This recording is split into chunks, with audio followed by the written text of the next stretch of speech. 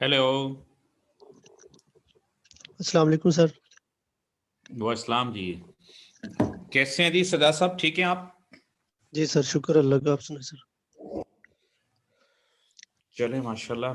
और लेक्चर्स कैसे जा रहे हैं? कुछ अंडरस्टैंडिंग होती है सजाद? जी सर, अच्छी जा रही है। मैंने असल में अभी मैं ले रहा हूँ लेक्चर। पहले वाले तो मैंने तैयारी नहीं की थी, जो शुरू में मेरे मिस हुए थे। आपको अभी मैं वैसे थोड़ा सा कर ये रहा हूँ। ये ये क्लास जो है ना, राइट फ्रॉम द बिगिनिंग लेनी चाहिए थी, क्योंकि जी, मैंने वैसे सर वो लेक्चर सुने थे। मैंने ना जल्दी जल्दी में थोड़ी स्पीड चेंज करके ना सुन लिए थे मैंने सारे, लेकिन वो थोड़ा जल्दी लेकिन जल्दी में ही वो सुना। पता क्या होता है कि एक होती है चीज, जिस तरह इससे भी बेहतर है कि अगर आप क्लास फेस टू फेस लेते हैं तो अंडरस्टैंडिंग ज़रा और हो जाती ना, चूंकि उसमें आप जैसे अभी आप मेरा चेहरा नहीं देखते, ठीक है? You just are attending my voice. अच्छा, अगर आप फेशियल एक्सप्रेशन को भी देख रहे हों तो जिस तरह फेस टू फेस होता है, तो वो टीचर की बॉडी लैंग्वेज भी से भी कुछ, जिसे हम कॉन्टेक्स्ट कहते हैं। आप जैसे, मैं एक बात पे हंसता हूँ, एक बात पे मैं स्ट्रेस देता हूँ, वो चेहरे के तासरात से भी कुछ चीज़ों का समझ आ रही होती है ना। तो बहरहाल एनी हाउ, तो लेकिन ये क्लास, चूंकि I believe to conduct the class on interactive session, मैं वो नहीं, वन वे नहीं करता होता हमेशा। I always involve to my students, I ask the question and I take the question from students, ताकि वो इंटरेक्ट हो और फिर उसके अंदर ताकि बच्चों को समझ आए। एनी हाउ, तो अगर आप स्टार्ट से ये चीज़ कर लेते करते तो शायद इसका और भी बेनिफिट होता। बस सर, टाइमिंग ही इस दफा ऐसी बनी है कि वो हम्म। अगस्त में तो पेपर हुए नहीं थे इस दफा, तो वो नवंबर में हुए जाके पेपर पे। हम्म। हाँ जी, mister Rahat Ali, how are you? जी सर। कैसे हैं आप सर राहत, ठीक है? फाइन। आपने सर ठीक है? बस सब ठीक है। बुक मिल गई आपको? अल्लाह का शुक्र सर। आपने? जी जी जी, सर। बुक बुक मिल गई है। ये जी ये जी सर। बुक आपकी सीमा की बहुत ही कंडेंस फॉर्म में बनी हुई है, इसको अच्छे तरीके से देखें आप। जी सर। सर बुक से और भी कोई फॉलो करनी है या बस यही एक बुक है और स्लाइड से बस? देखो बेटा, बुक, वैसे तो आप दो और बुक्स को दे, एक एक विलन की बुक है, वो भी मैं आपको सेंड कर देता हूँ। और वैसे तो एक और भी बुक है, वो डेविड की बुक है, स्ट्रेटेजिक मैनेजमेंट प्लस ये सीमा। ये मेरा ख्याल तीन बुक्स को अगर आप देखेंगे और जो स्लाइड्स हैं उनके उनसे, तो आई होप सो के you will be happy one.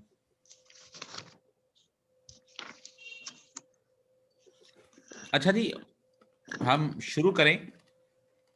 लेकिन सर, ये जो बुक है ये रिवीजन के लिए ठीक है, लेकिन वैसे पढ़ने के लिए सीमा की जो बुक दूसरी है वो बेटर है। ज़ाहिरी बात है, हम तो वैसे भी ये रिवीजन कर रहे हैं। जी सीमा सर, वो की जो न्यू डिटेल मैं बुक है, बता रहा हूँ। डिटेल बुक है, जी सर। तो उसको आपको देखना होगा। ये तो हम, उसका जो क्रक्स है, ये क्रक्स हम देख रहे हैं, स्लाइड्स फॉर्म में है ये, ठीक है? जी सर। अच्छा जी, आई थिंक मेरा ख्याल हमने लास्ट टाइम ये स्लाइड देख ली थी चेंज के हवाले से। ये जी सर, ये वाली देख ली थी, नाउ, रैशनल वाला। जी जी, ये है। असल में चेंज का यहाँ दो कॉन्सेप्ट है, एक एवोल्यूशन और दूसरी रेवोल्यूशन हम कहते हैं। Sajad, do you know evolution और रेवोल्यूशन क्या होती है? एवोल्यूशन तो सर होगी स्टेप बाय स्टेप कह सकते हैं जो, हम्म। और और रिवोल्यूशन रेवोल्यूशन में जो क्या है होगा? वो सर बड़ा इम्पैक्ट आ जाए, जो अचानक चेंजिंग आ जाए। Exactly exactly. अब यहाँ पे ये जो सेम फ्लो ये है, ये एवोल्यूशन कहलाएगा, और ये जो चेंजेस हैं ये रेवोल्यूशन कहलाएगी, ठीक है? जी सर। ये फिर एवोल्यूशन है, फिर ये अब इस पर्सपेक्टिव में हमने देखना है कि this is a change may also accompany organizational growth. Greener suggested growing companies tend to have long period of evolution in which organization practices remain relatively constant, inter intersuppressed by period of revolution, और फिर in which there is a substantial turmoil and change आती है। आप पहले जो growth है आप उसी पैटर्न पे करते रहते हो, वो नॉर्मली बहुत ज़्यादा स्लाइड सी या स्टेबल एक कांस्टेंट पीरियड होता है, और फिर उसके बाद एक टाइम आता है कि उन्हीं कंडीशन में सर्व करना मुश्किल हो जाता है। जैसे आप कैपेसिटी प्लानिंग कर रहे हो तो आप एक होती है TOC, थ्योरी ऑफ कॉन्स्ट्रेंट, आप उसके अंदर एडजस्टमेंट ला के गुजारा ले फिर करते हो। फिर एक टाइम आता है कि वो प्लांट अब आपके लिए सफिशिएंट नहीं है, तो फिर आप रेडिकल अपने प्लांट की कैपेसिटी को बढ़ाते हो। वो जो प्लांट की कैपेसिटी को इन्हेंस करने के लिए नया प्लांट आप जब उसमें लगाओगे तो ये आपकी रेवोल्यूशन बन जाएगी, और वो जो TOC था वो आप उसी के अंदर रहते हुए कोई एडजस्टमेंट करते हुए काम करते हो। तो बात ये थी कि वो कहते जी जो ग्रोथ होती है लॉन्ग पीरियड, वो एवोल्यूशन लॉन्ग पीरियड और फिर एक रिलेटिवली कांस्टेंट होती है, और inter suppressed bye period of revolution. Inter suppressed का मतलब है कि फिर एक टाइम है कि अब वो काम करना मुश्किल हो जाता है, तो देन हमें उसके मुताबिक अपने सिस्टम में अब वो तब्दीली लानी पड़ेगी, और वो जो डायनामिक रेडिकल चेंजेस आप लेके आ रहे हो वो रेवोल्यूशन कहलाया जाएगा। तो इन्होंने ये यहाँ ये हार्ड लाइन इसमें एवोल्यूशन में, और ये जो है रेवोल्यूशन स्टेजेस, ये phase 1, phase 2, phase 3, phase 4, phase 5 बताए गए हैं। ये साइज ऑफ ऑर्गेनाइजेशन है, ठीक है, और यहाँ पे एज ऑफ ऑर्गेनाइजेशन है, ठीक है जी। तो यहाँ पे अगर हम देखें तो एज ऑफ ऑर्गेनाइजेशन, अब यहाँ ये यंग है, ये मैच्योर है। जैसे जैसे आप इधर की तरफ आते जा रहे हैं ऑर्गेनाइजेशन मैच्योर होती जा रही है, और जैसे जैसे ऊपर की तरफ जा रहे हैं तो ऑर्गेनाइजेशन का size that is also being change. इसका मतलब है कि जो स्मॉल बिजनेसेस होते हैं वो यहाँ, और फिर जैसे जैसे वो ग्रोथ की तरफ जाते हैं तो यहाँ पे फिर उनकी ये चीज़ें उनको लानी पड़ती हैं, चेंज लानी पड़ेगी। दैट्स वाई हमारा टॉपिक जो है वो चेंज के हवाले से है। तो अब देखिए, if you going to see here, this is what के ये ग्रोथ थ्रू क्रिएटिविटी और बिजनेस इज स्मॉल। यहाँ बिजनेस स्मॉल का मतलब ये है कि आई मीन एक स्मॉल ग्रुप से you have started your business और everyone is giving their ideas, तो क्रिएटिविटी उसमें आती है। लेकिन फिर ऐसा ऐसा जब बिजनेस का साइज बढ़ना शुरू होता है थोड़ा थोड़ा, तो फिर एक टाइम आ जाता है कि उसके अंदर सब लोग ही अपनी इनपुट तो डाल रहे हैं, लेकिन वहाँ कोई एक एक पर्सन, वहाँ लीडरशिप की ज़रूरत होती है। यहाँ लीडरशिप नहीं है नौ, चूँकि बिजनेस अब थोड़ा सा ज़्यादा हो गया है, ठीक है, और अब you need direct vision leadership. तो यहाँ पे आके, क्योंकि अगर वो टीम में सारे लोग ही अपनी अपनी मनवाना शुरू करेंगे तो there will be a problem. Now this is a time कि you need to introduce a leadership. अब अगर बगैर लीडरशिप के चलोगे तो it would be a problem. That's why I think now that line is showing.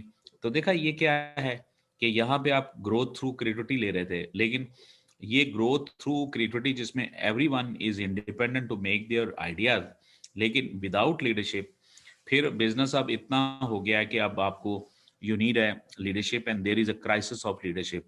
It mean ये इस crisis को ख़त्म करने के लिए अब आप क्या करोगे, अपनी टीम में लीडरशिप लेके आते हो। अच्छा, once leadership have been introduced, again काम रूटीन में होना शुरू हो जाएगा। ये देखें, ये अच्छा, ये ग्रोथ थ्रू डायरेक्शन, उसकी वजह क्या थी कि लीडर आपका आ गया है, लीडर इज गिविंग डायरेक्शन कि जी काम ऐसे होना है, ये करना वो करना। लाइक यहाँ पे फिर जब हर बात लीडर से आती है तो my dear again there is people started to feel कि we are being directed by the top managers, और वहाँ पे फिर क्राइसिस ऑफ ऑटोनॉमी आना।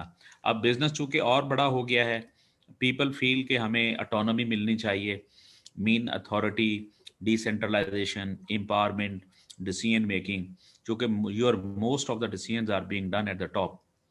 ठीक है, तो अब people started to think कि no, that there should be autonomy और decentralization should be there, और बिजनेस आपके ज़्यादा हो गए हैं जैसे एस बी यूज़ हैं, तो अब वो कहते हैं जी decentralisation should be use. Now आपका ये वाला सिस्टम जो है अब बगैर, जहाँ लीडर सिर्फ डायरेक्शन देता है, वो काबिल अमल नहीं होगा। तो कंपनी ने जितना गुजारा करना था वो किया। अब यहाँ आके you need to make like the crisis of autonomy को करने के लिए नेचुरली आप क्या करोगे कि आप डेलीगेशन कर दोगे।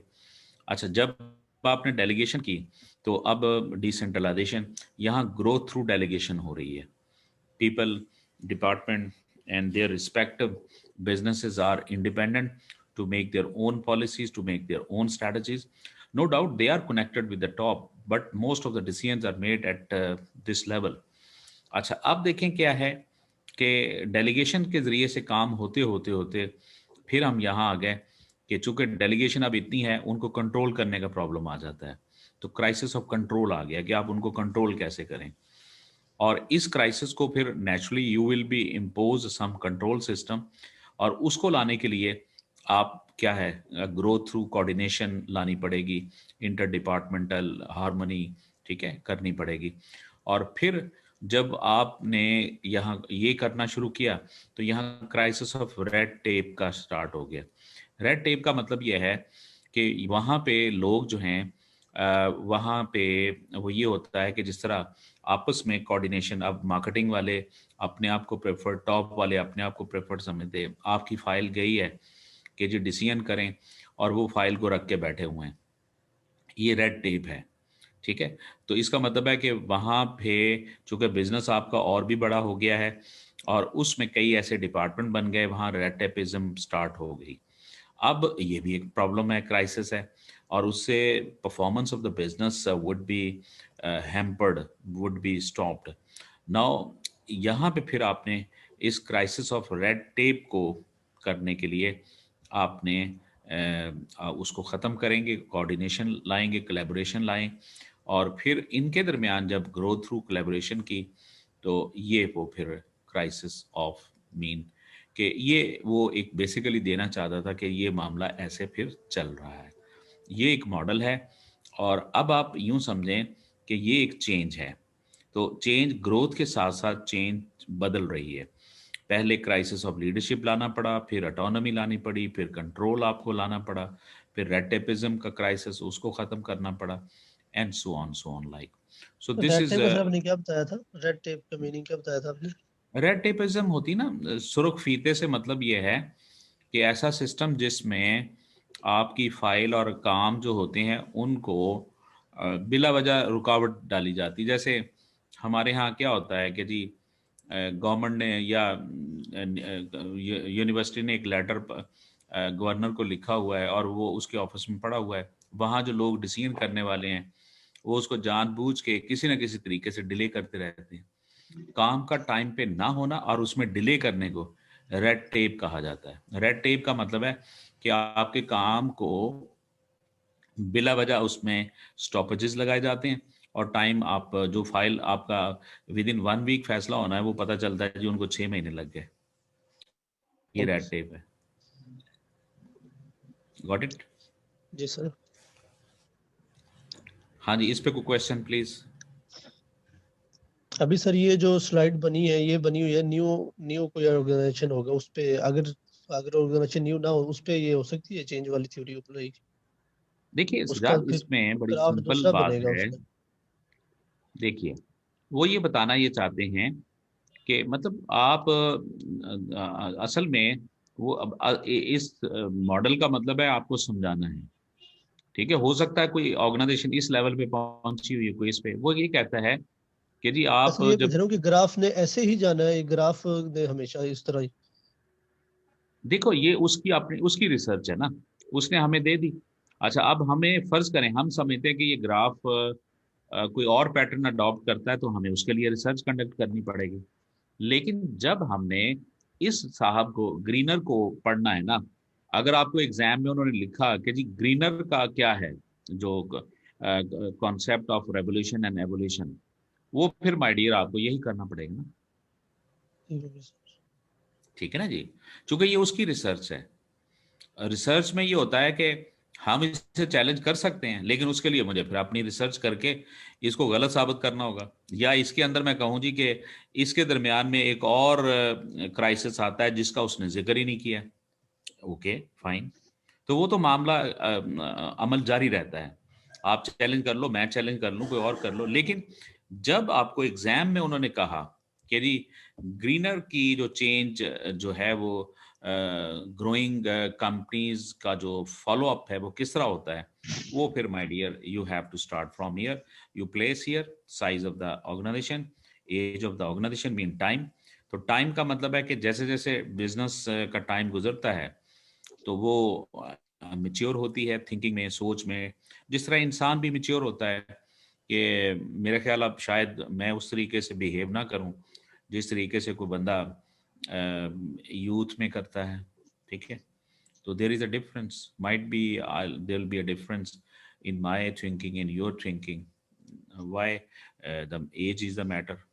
ठीक है, तो वो ठीक है, इसी लेकिन तरह सर ये कंपनीज की सीक्वेंस तो सेम ही होगा। अगर ये क्राइसिस जो है, क्राइसिस का सीक्वेंस, अगर कोई थर्ड लेवल पे कोई ऑर्गेनाइजेशन पहुंची हुई है, इसका मतलब है उसने दो पहले वाले उसके पास हो गए हैं, यानी कि वो गुजार चुकी दो स्टेजेस, उसके बाद थर्ड वाला ही हाँ हाँ, आएगा उस। नेचुरली नेचुरली, मतलब उसके मुताबिक अगर हम देखेंगे तो जहां फर्ज करें अभी बगैर लीडरशिप के काम नहीं हो पा रहा ना, तो इसका मतलब हम इस लेवल पे पहुंचे हुए हैं, हमें लीडरशिप लानी पड़ेगी। जी मैं ये फिर पूछ रहा हूँ लीडरशिप कि जब थर्ड आती है, स्टेप के बाद लीडरशिप दोबारा भी तो क्राइसिस आ सकता है, ये मैं पूछ रहा हूँ, सीक्वेंस जरूरी तो नहीं है इसका भी? नहीं देखो माय डियर, आप फिर इसको मैंने कहा है कि आप चैलेंज करो ना, फिर ये बात आप ठीक जो हो गया कह सर, रहे ठीक हो हो गया। आप चैलेंज कर दो मैं यही और पूछ उसके रहा हूँ लिए कि कर रिसर्च। सकते हैं या नहीं कर सकते, यानी कि जनरल इसके मुताबिक दुनिया फिर हमें ऐसे में ही करनी देखिए पड़ेगी। जी, मेरी मैं आपको एक बात बताऊं, देखो ना, अगर आप थोड़ी सी इसको रिसर्च की लैंग्वेज में जानने की कोशिश करो, जो चीज एक डेफिनेशन लिखी हुई है, वो डेफिनेशन क्या इंप्रूव नहीं हो सकती? जी सर, बिल्कुल। हो सकती है ना, लेकिन उसके लिए क्या क्या करना पड़ेगा? You have to conduct a research, ठीक हो और गया सर। रिसर्च करके आप अपनी इम्प्रूव्ड चीज ले आओ सामने। ठीक है, दुनिया में कोई चीज फाइनल नहीं होती। ठीक है, आप जितनी थ्योरीज हैं, अब्राहम मास्लो की थ्योरी है, थ्योरी एक्स, थ्योरी वाई है, लीडरशिप की थ्योरीज हैं, इवन ये फाइनेंस के हवाले से ही आप जो पढ़ाया जाता है, डाइवर्सिफिकेशन है जी, ये है वो है। ठीक है, आप उसके अंदर भी एक्सपेंशन ला सकते हैं, उसको चैलेंज कर सकते हैं। चैलेंज चीज हो सकती है चैलेंज, लेकिन उसके लिए चैलेंज करने के लिए भी आपको रिसर्च कंडक्ट करनी पड़ेगी ना। ठीक है, ठीक है। ठीक है, तो वो बहरहाल एक वो होती है, लेकिन मैं आई एम जस्ट टॉकिंग कि आप जब कह रहे हैं ना कि इसके अंदर ये फिर दोबारा आ सकती है जो इसने जिक्र सपोज नहीं किया, लेकिन इसके लिए प्रूव करना पड़ेगा ना। ठीक है, अब ये जो कुछ उसने मॉडल डिजाइन किया है ना, ये तो डिजाइन करके दे दिया, उसके पीछे उसकी रिसर्च ही होगी कि आखिर उसने ये हाउ ही और she has find the steps. ठीक है, आखिर ये बातें उसने वैसे ही नहीं, उसे ख्वाब नहीं आया कि यार मेरा ख्याल ऐसा होता है ऐसा होता है, no, he she basically have experimented, conducted, और इसको कोई पीछे प्रूफ्स हैं, और उसकी बेसिस के ऊपर फिर उसने कहा कि जी ये क्राइसिस ये आता है, फिर ऑटोनॉमी का, फिर कंट्रोल का, फिर लाइक रेड टेपिज्म आता है, और फिर ये फेज है। ठीक है, अभी ये 5 फेज हैं, हम हो सकता है इसको 8 फेजेस में आप ले जाओ, उसने तो यहाँ आके छोड़ दिया ना। तो आप कहो आप रिसर्च कंडक्ट करके कि कोलैबोरेशन के बाद भी तो कोई ना कोई प्रॉब्लम आ सकता है ना, वो क्या है, लेकिन उसके लिए डाटा इकट्ठा करना पड़ेगा, एक्सपेरिमेंट कंडक्ट करने पड़ेंगे, फिर आप अपने मॉडल को इम्प्रूव भी कर सकते हो। Got it? Okay sir. हाँ जी, rest of any student if would like to ask any question. Sir हो गया। अच्छा जी। Now my dear, this is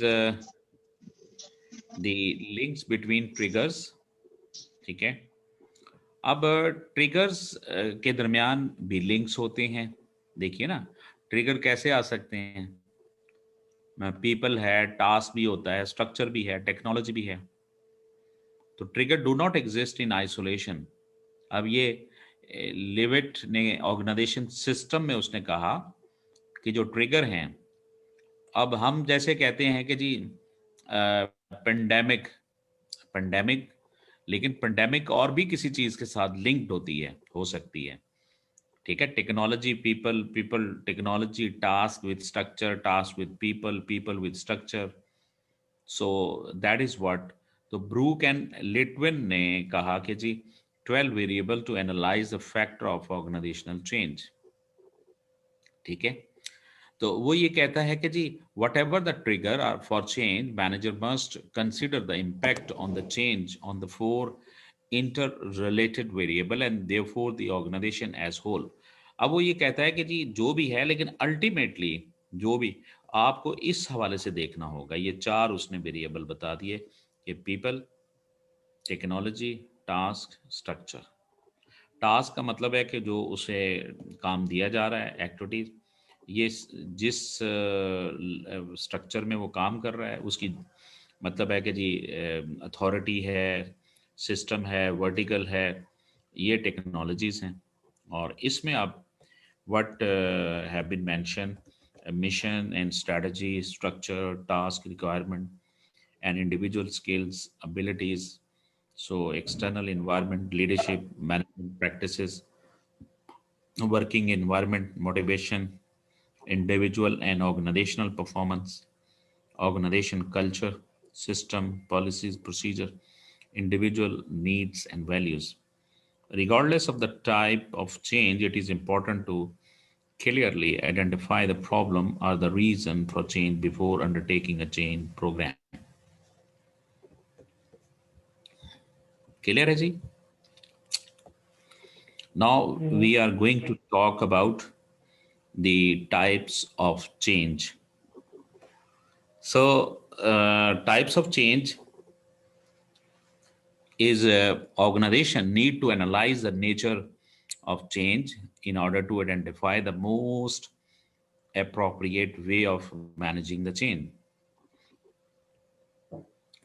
Two key issues, that is extent and speed. ये दो चीजों को जरा ज़हन में रखिएगा। वो कहता है जी कि जो टाइप्स ऑफ चेंज में आपने देखना है, तो एक तो एक्सटेंट ऑफ चेंज।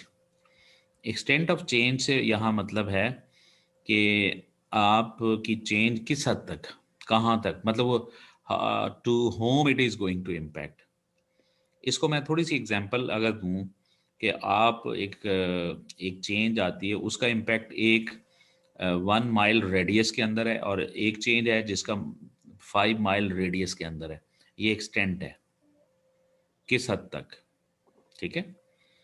अब बाज़ का तो सुनामी क्या है जी, वो छोटे से एरिया में आया, और एक सुनामी जो लास्ट टाइम आया था सुमाट्रा के उन आइलैंड्स में, जिसने जाके वो इंडिया लाइक और मलेशिया और जापान और कहाँ कहाँ जाके उसने इम्पैक्ट डाला था। ये एक्सटेंट है, टू टू हाउ मच, ठीक है, टू व्हाट एक्सटेंट, ठीक है। और दूसरी स्पीड है, जो कि चेंज में मतलब कितनी फास्टली कोई चीज़ वो होती है। तो इसको उन्होंने कहा है कि जी अब यहाँ पे ये model have been given, Balogun and Hope Hailey का ये मॉडल है। दिस इज व्हाट, ये उन्होंने दो, देखिए ये मैट्रिक्स एक बन गया आपका, ठीक है। और मैट्रिक्स में हमेशा अगर 2x2 है तो ये 4 सिचुएशन है, ये देखें ये, लेकिन मैट्रिक्स के लिए 2 वेरिएबल होना ज़रूरी हैं, चूँकि matrix is relationship between vertical and horizontal. तो देखें ये आपकी वर्टिकल बन गई और ये आपका हॉरिजेंटल है, ये। अब यहाँ क्या है नेचर ऑफ चेंज। अब चेंज जो है वो जिस तरह हम कहते हैं ना high change and low change. High change का मतलब है डायनामिक इन्वायरमेंट जो होती है, ये बिग बैंग के नाम से दे दिया, मतलब बहुत ज़्यादा इंक्रीमेंट होता है कि चेंज आनी, लेकिन बड़ी मामूली सी इंक्रीमेंट। जैसे 10% अब बढ़ के वो 15% हो गया, 15 से 20, 20 से, लेकिन ये यकदम ही 10 से 90% हो गया। ये बहुत ज़्यादा चेंज है, that is a big bang, absolute change. इसी तरह स्कोप ऑफ जो चेंज है वो है रीअलाइनमेंट, मीन के आप जितनी चेंज आई उसको रीअलाइन करते हैं, मतलब चीज़ वही है लेकिन दोबारा रीएडजस्ट करते हैं। और ट्रांसफॉर्मेशन क्या होती है कि वो सिस्टम जो चेंज है उसने बिल्कुल ही बदल के रख दिया। ये है आपका scope of change. Scope of change में be realigned and transformation according to Balogun and Hope Hailey के मुताबिक। तो उसमें now we have placed here और further have been find realignment transformation और हियर नेचर ऑफ चेंज में incremental and big bang. Now on the basis of this जो main चीज़ है वो ये है, ठीक है, ये है कि adaptation, abolition, reconstruction and revolution. अब हम इनकी बेस पे अब देखें कि यहाँ पे जो स्कोप ऑफ चेंज है हम रीअलाइन कर रहे हैं और चेंज भी कौन सी है, इंक्रीमेंटल है, ये अडेप्ट होता है। एवोल्यूशन में क्या चीज़ है कि हम ट्रांसफॉर्मेशन हो रही है लेकिन मामूली सी। अच्छा, रिकंस्ट्रक्शन में क्या है कि है रीअलाइनमेंट लेकिन बहुत ज़्यादा। अच्छा, ये है वो सबसे ज़्यादा कि रेवोल्यूशन जब आता है इसमें चेंज भी आपकी क्या है, बहुत ज़्यादा, और आपने अपने सिस्टम को भी एब्सोल्यूट चेंज करके रख दिया। ये रेवोल्यूशन होता है। इसका मतलब है कि जहाँ आपका स्कोप ज़्यादा हो, और स्कोप का मतलब है कि आपने उसकी फंडामेंटल बेसिक्स को बिल्कुल चेंज करके कोई नई सिस्टम में चले गए, लेकिन वो चेंज बहुत ज़्यादा है उसकी वजह से, वो है रेवोल्यूशंस होता है। तो ये उसने Balogun and Hope Hailey has given such model के which is describing about the change. Clear है जी? जी सर। अच्छा, ये जॉनसन एंड स्कॉल्स ने भी एक मॉडल दिया है, विटिंगटन का है ने, इसमें ये मैनेजमेंट रोल है। अब इन्होंने जो what they have given the variable वो चेंज कर ली, क्योंकि हर बंदा अपने अपने हिसाब से करता है। ये मैनेजमेंट रोल है। वो कहता है जी रोल दो हैं, एक प्रोएक्टिव है एक रिएक्टिव है, ठीक है। और नेचर ऑफ चेंज यही वाला जो मॉडल है ये उन्होंने उठा के यहाँ पे ले आए, और वो इंक्रीमेंटल और ट्रांसफॉर्मेशनल है। अब आप दो चीज़ों को मिक्स कर रहे हैं। ये नेचर ऑफ चेंज में change low mean incremental, change very high mean transformational. लेकिन अब इसकी जगह पे इन्होंने जॉनसन ने मैनेजमेंट रोल ले लिया, और मैनेजमेंट का रोल जो है that is what proactive and reactive. तो हम पहले सबसे पहले थोड़ा सा देखते हैं कि व्हाट इज द प्रोएक्टिव और रिएक्टिव रोल कैसा होता है जी। प्रोएक्टिव सर प्लान्ड होता है कि वो पहले से ही अपनी एनालाइज कर ले सिचुएशन को और खुद ही चेंज हो जाए पहले ही। और और रिएक्टिव है कि इन्वायरमेंट जब चेंज हो जाए फिर उसके बाद कंपलसरी हो जाए चेंज होना, रिएक्ट करें फिर हम उसको। जी जी। अच्छा अनीक, आप कुछ बोलिएगा बेटा। जी सर, अस्सलाम वालेकुम। जी अस्सलाम, कैसे हैं अनीक, ठीक हैं? जी सर, अल्लाह का शुक्र है। कल नहीं मुलाकात हुई आपसे? जी सर, एक्चुअली कल वो आईसीएमए का जो ये आईसीएमए वर्ल्ड वाली जो साइट है उधर सर्वर डाउन हुआ था, तो कनेक्ट नहीं हो सका। अच्छा अच्छा अच्छा ग्रुप अच्छा। में मैसेज किया था सर ने, ग्रुप में आप ऐड ना। नहीं, एक्चुअली ना वो मेरा फ़ोन ख़राब है तो इसलिए। अच्छा अच्छा, चलें चलें। अच्छा अनीक, थोड़ा सा बताइएगा ये प्रोएक्टिव और रिएक्टिव क्या आप समझते हैं? सर प्रोएक्टिव तो ये है ना कि आप कोई भी काम जो है उसको मतलब अपने सेल्फ मोटिवेशन के साथ करें, और एक चीज़ को आप एक्टिवली मॉनिटर कर रहे हो। रिएक्टिव ये है कि किसी चीज़ को आप पीरियोडिकली से रिव्यू कर रहे हैं या उसको इंटरवल्स के बाद देखते हैं। अच्छा अच्छा। हाँ जी, फहद आप कुछ बोलना चाहें?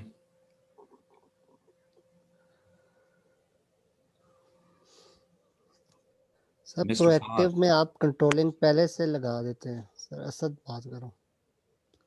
असद जी जी। सर प्रोएक्टिव में ये होता है कि आप पहले से ही मतलब एक चीज को मतलब कंट्रोल कर रहे होते हैं ना, और रिएक्टिव तो ये है कि किसी चीज होने के बाद आपको उसको रिस्पॉन्ड कर रहे होते हैं।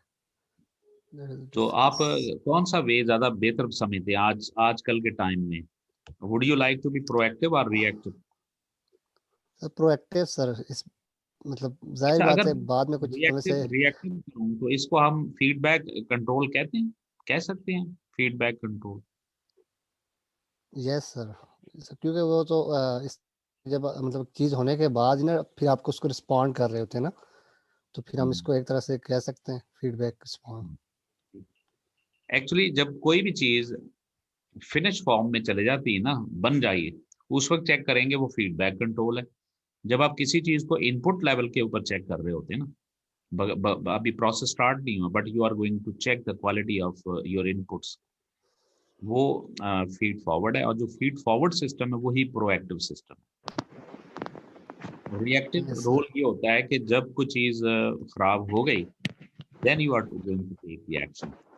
और अब यस सर इससे सर रिएक्टिव में तो ये नहीं होता कि जब कोई चीज प्रॉब्लम होती है कर उसके बाद हम उसको रिस्पॉन्ड करते हैं?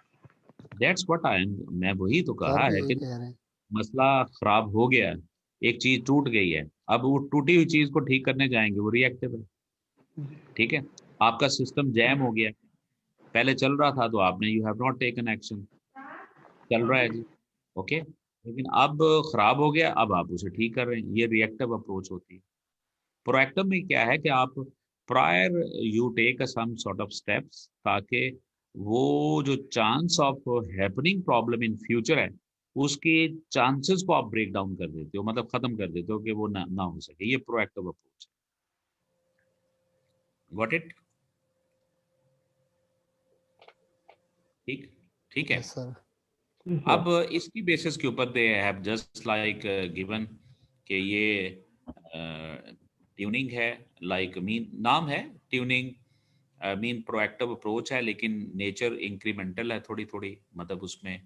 और प्लान्ड में क्या है, ये देखिए ट्रांसफॉर्मेशन, ये है असल जो आजकल एसएम के अंदर आपको स्ट्रेटेजिक मैनेजमेंट में ये लानी पड़ेगी प्लान, कि चेंज उसका नेचर ट्रांसफॉर्मेशनल है और प्रोएक्टिव अप्रोच है। अब आपने पहले ही प्लान कर लिया, ये अडेप्टेशन है कि इधर से थोड़ी सी चेंज नेचर, और अप्रोच कौन सी है, रिएक्टिव। और फोर्स्ड में हम चूंकि ये चीज़ कर रहे हैं, ट्रांसफॉर्मेशनल है, और इधर से हम रिएक्टिव होते हैं। तो ये बहरहाल dear students they have given. अब नीचे अगर आप देखें तो हार्ड सॉफ्ट चेंजेस, अब हार्ड चेंजेस हैं, सॉफ्ट चेंजेस हैं। यहाँ हार्ड का मतलब मैकेनिस्टिक हैं, suitable where difficulties are easily identified. और जो पीपल बेस्ड होती है ना जी, वो सॉफ्ट हैं, जैसे ट्रेनिंग है, आपके साइकोलॉजिकल मूड, आजकल जिस तरह एंगर मैनेजमेंट सिखाया जाना, ठीक है, इमोशनल इंटेलिजेंस, ठीक है, आपके फेशियल एक्सप्रेशंस हैं, मुख्तलिफ चीज़ें हैं, उनकी ट्रेनिंग के ऊपर आप जो आप कुछ चीज़ करते हैं, और प्रायर टाइम ट्रेनिंग्स आप। तो बहरहाल यहाँ जो मैकेनिस्टिक का मतलब ये है कि वो चीज़ जो टेक्नोलॉजी बेस्ड है, मीन मशीन्स है रिलेटेड, ठीक है, पीपल बेस्ड आपका साइकोलॉजिकल बेस्ड होती हैं। और वो चेंजेस जो ह्यूमन बिहेवियर्स के ऊपर होती हैं, उसको हम सॉफ्ट चेंजेस कहते हैं। और जो मशीन्स हैं, स्ट्रक्चर है, सिस्टम है, जैसे आपने फर्नीचर चेंज कर लिया, उसका डिज़ाइन चेंज कर लिया, जैसे हम क्लासेस की बात करें तो क्लासेस का जो सिटिंग अरेंजमेंट चेंज करोगे, तो ये हार्ड हार्ड चेंजेस हैं। लेकिन अगर टीचर्स के की स्पोकन अगर वो सॉफ्ट करते हैं, मतलब वो interact, two way communication, encouragement और एम्पैथी को ज़्यादा लेके आना, रिस्पेक्ट को प्रमोट करना, teacher is very ईगरली talking with students like hello ladies gentleman, और मतलब मुख्तलिफ चीज़ें, ताकि स्टूडेंट्स फील कि दे आर बीइंग रिस्पेक्टेड। अब इस टाइप की जो चेंजेस अपने लोगों में लेके आना, उसको हम नाम देंगे सॉफ्ट। ठीक है जी, जी सर। आगे चलें। जी सर। वैसे सर डिफिकल्ट तो पीपल वाली होगी चेंज।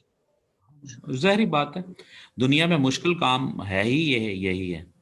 आप क्या क्या फील करते हैं कि जो क्लासेस में teachers are very smart to talk, and you feel कि they are very smart in their discussions? मैं वैसे बात कर रहा हूँ जी सजाद। सर मेरा ख्याल है कोर्स ही ज्यादा होता है, टाइम ही नहीं होता इतना क्लास में दूसरे सब्जेक्ट के लिए। इसमें तो हमने ज्यादा डिस्कशन ही करनी होती है, इसमें तो होता है, बाकी सब्जेक्ट में इतना टाइम नहीं होता, डियर खासतौर से ऐसी बात अकाउंटिंग कोई वगैरह नहीं। में। नहीं नहीं, वो अकाउंटिंग में मैं पढ़ाऊंगा आपको, सर डिस्कशन एफए होगी साथ एफए साथ। के मैंने लेक्चर लिए हैं, वो टीचर पढ़ा के थोड़ा एक एक पॉइंट कर लेते थे, फिर पूछते थे, तो फिर इतने क्वेश्चन आते थे, फिर वो थोड़े से क्वेश्चन पहले देते थे आंसर, कहते थे अब इतना, अब ये क्वेश्चन अब दूसरी तरफ जा रहे हैं, फिर वो आगे करते थे, आपको इससे आगे ना जाए, आप ओवरथिंक ना करें, इस तरीके से पढ़ाते थे। नहीं, फिर वो भी वो ये भी तो टाइम ये उसमें भी कंस्ट्रेंट आ तो जाती है सर टाइम की। Again that is the management of the teacher. ठीक है ना जी, दैट इज अ मैनेजमेंट। अगर आप चेन से किसी और चेन की तरफ चले जाएं, तो वो तो I should be very smart one to talk like जी। लेकिन गुफ्तगू को पॉजिटिव और मीनिंगफुल रखना भी तो टीचर का काम ही है ना जी। नहीं सर मीनिंगफुल होती थी, लेकिन क्वेश्चन वो फिर लड़के यानी कि थोड़ा सा डिस्ट्रैक्ट हो जाते थे, यानी कि जो मसला होता था उसकी तरफ नहीं जाते थे, दूसरी प्रॉब्लम समझने लग जाए। फिर सर एनी कहते हाउ, अभी आप कंफ्यूज हो रहे हैं, आप इसकी तरफ ना जाए, फिर वो खुद ही आगे कर देते थे इस तरीके से। चलें ठीक है, ठीक ठीक ठीक हो गया जी, बात क्लियर है। जी sir. Now this is context of change. अच्छा, पहले ये मुझे बताएं कि ये कम्युनिकेशन रेफरेंस में बात कर रहा हूँ, आप कॉन्टेक्स्ट कहते किसको हैं? सर मतलब टॉपिक्स वाइज वो बताना कि क्या क्या चीज़ें आपने कॉन्टेक्स्ट में होना है। सॉरी,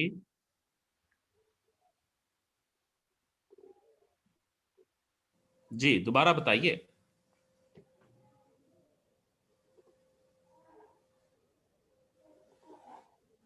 जी जी, I am eager to listen you people please. कौन बोल रहे थे? वसीम, आप बोलिएगा। जी सर। ई कॉन्टेक्स्ट क्या होता है? सर वैसे आम जो वैसे मेरे ख्याल में जो मतलब सियाक उस बात मतलब किसी चीज़ का क्या है खुलासा। खुलासा, वो तो समरी होती है। सर मैं सर ख्याल कहने फिर या फिर किसी ये भी चीज़ को मेरा ख्याल, ये जिसको आप ख्याल कह रहे हो ये भी ख्याल ही है वसीम। सर असद बात कर रहा हूँ, वो ये आईडी यहाँ आपका नेम नाम तो वसीम वसीम हैदर लिखा यस, हुआ है।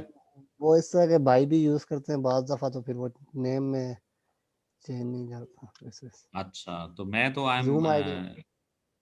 जी जी वसीम हैदर लिखा हुआ है आप। चलें जी ठीक जो है जी, असद बताइए। सर मेरा तो यही जो बता दिया यही है, इसके अलावा तो कोई ख़ास अच्छा मतलब जी, इस पे नॉलेज। अनीक अनीक आप बताइएगा। सर कॉन्टेक्स्ट, जी जी। सर कॉन्टेक्स्ट डिफाइन करना मुश्किल है। सर कोई इवेंट या आइडिया स्टेटमेंट हो सकती है ये। सर कॉन्टेक्स्ट कह सकते हैं किसी कम्युनिकेशन के पॉइंट ऑफ व्यू से, किसी चीज़ का बैकग्राउंड, मतलब हाँ तो जी, जिस टॉपिक ये के बारे में सबसे बात हो रही है। सबसे सबसे जो सॉलिड बात है वो ये है। लेकिन बैकग्राउंड क्या है, मुझे कोई बताएं ना भी, ये बैकग्राउंड होती है।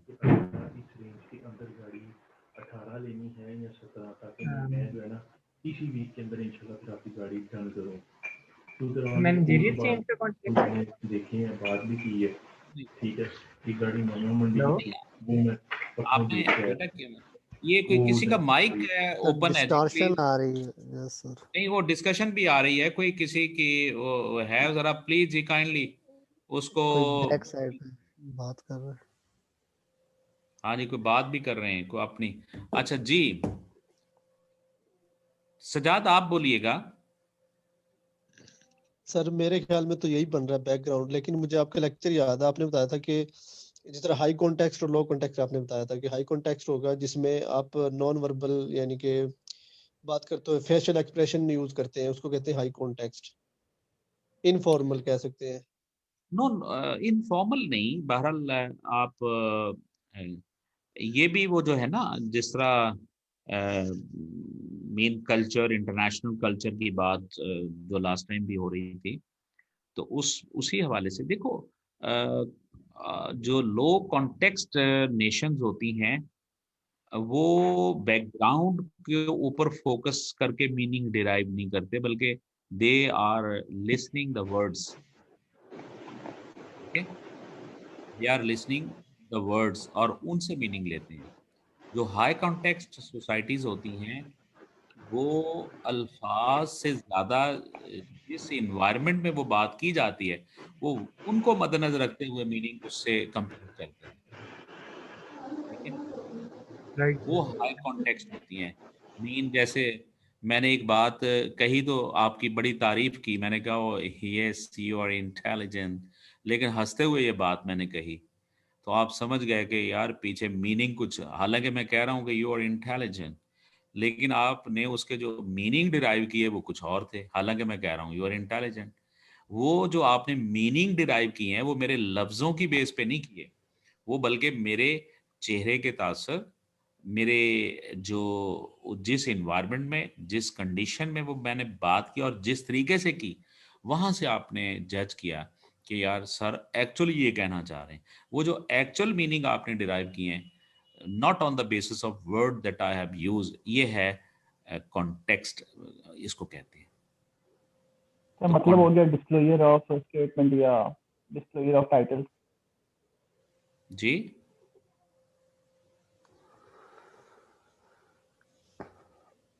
सर वो कह रहे हैं हमें डिस्क्लोजर ऑफ टाइटल और डिस्क्लोजर ऑफ सर स्टेटमेंट शायद।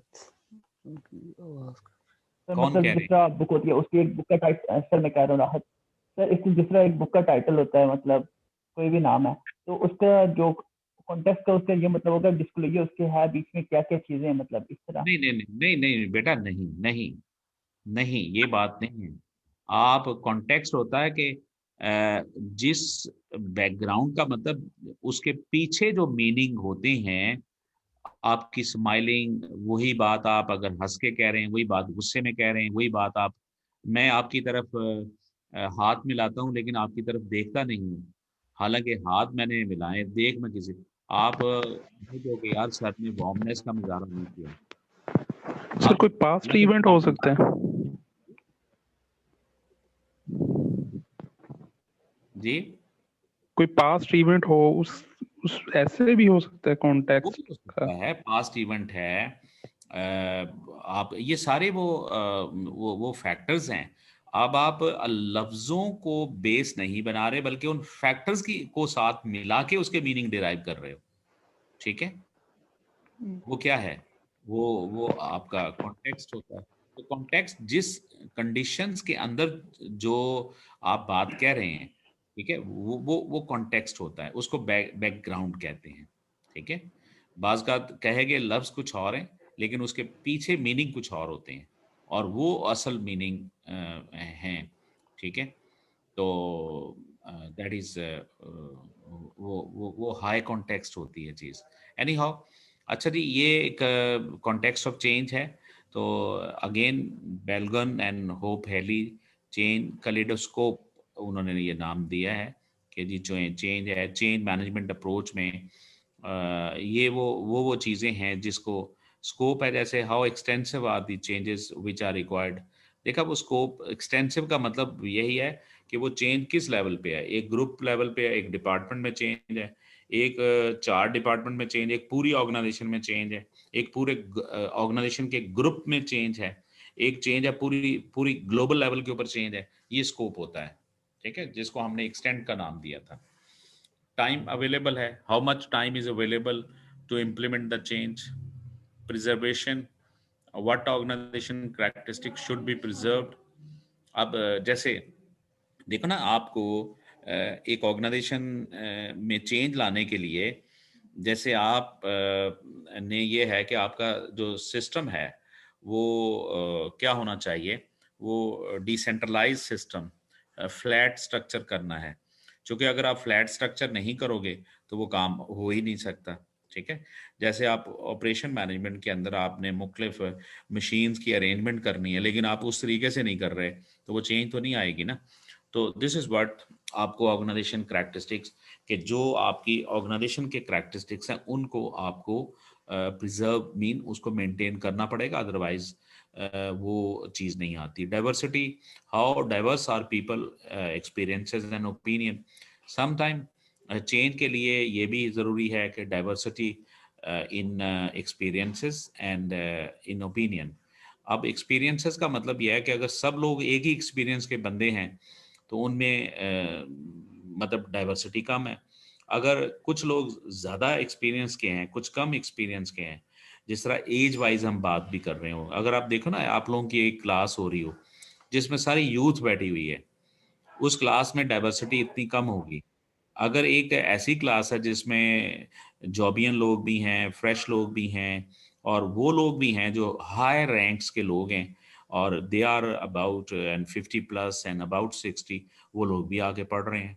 अब उनकी सोच, उनकी थिंकिंग, और एक बंदा जो 30 साल और एक बंदा जो जस्ट फ्रेश है, उनमें फ़र्क आता है।